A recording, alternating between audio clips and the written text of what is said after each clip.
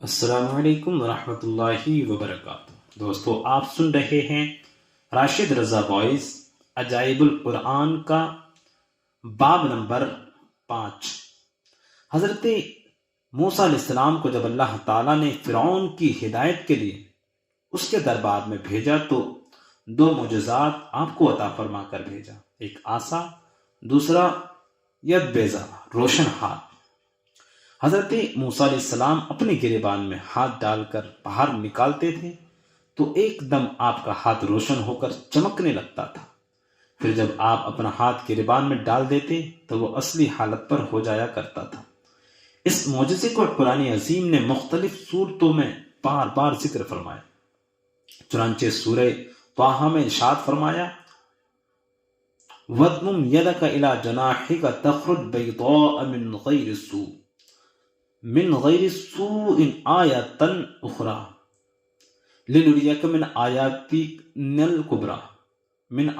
الکبریٰ، اور جس کا مفہوم اور اپنے ہاتھ اپنے بازو سے ملا خوب سفید نکلے گا بے کسی مرض کے، ایک اور نشانی کہ ہم تجھے اپنی بڑی بڑی نشانیاں دکھائیں۔ اس معجزے کا نام ید بیضا ہے، جو ایک عجیب اور عظیم معجزہ ہے۔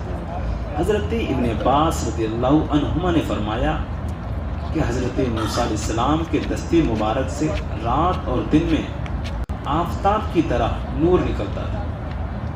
جب حضرت موسیٰ علیہ السلام 6 لاکھ بنی اسرائیل کے افراد کے ساتھ میدان طیہ میں مقیم تھے تو اللہ تعالیٰ نے ان لوگوں کے کھانے کے لیے آسمان سے 2 کھانے اتارے، ایک کا نام من اور دوسرے کا نام سلوہ تھا۔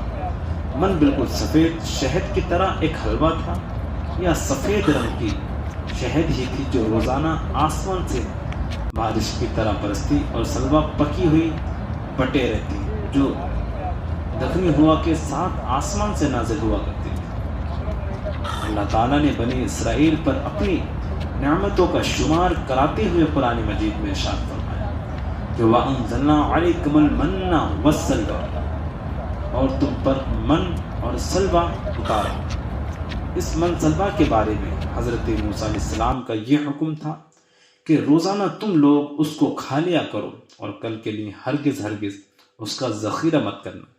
مگر بعض ضعیف الاعتقاد لوگوں کو یہ ڈر لگنے لگا اگر کسی دن من سلوہ نہ اترا تو ہم لوگ اس پہ آب و گیا چٹیل میدان میں بھوکے مر جائیں گے۔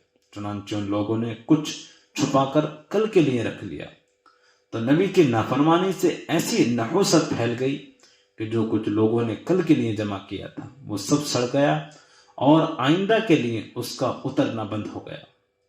اسی لیے حضور اکرم صلی اللہ علیہ وسلم نے ارشاد فرمایا کہ بنی اسرائیل نہ ہوتے تو کھانا کبھی خراب ہوتا اور نہ گوشت سڑتا۔ کھانے کا خراب ہونا اور گوشت کا سڑنا اسی تاریخ سے شروع ہوا، ورنہ اس سے پہلے نہ کھانا بگڑتا تھا نہ گوشت سڑتا تھا۔ دوستو، یہ واقعہ آپ کو پسند آیا تو ہمارے چینل کو سبسکرائب کر کے بیل آئیکن کو ضرور دبائیں تاکہ پرانی واقعی خوبصورت واقعی دلچسپ واقعی آپ کو سننے کے لیے ملتے رہے۔